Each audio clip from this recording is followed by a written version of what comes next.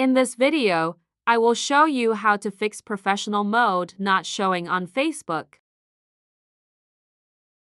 Step 1. Tap and hold for 2 seconds on Facebook app. Tap the app info icon.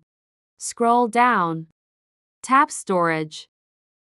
Tap Clear Cache. Tap Force Stop.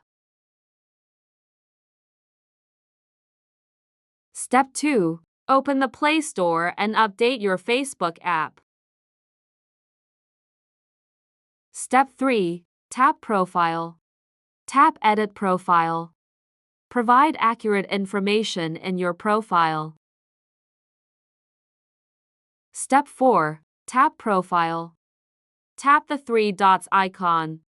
Tap Unlock Profile. Tap Switch Back.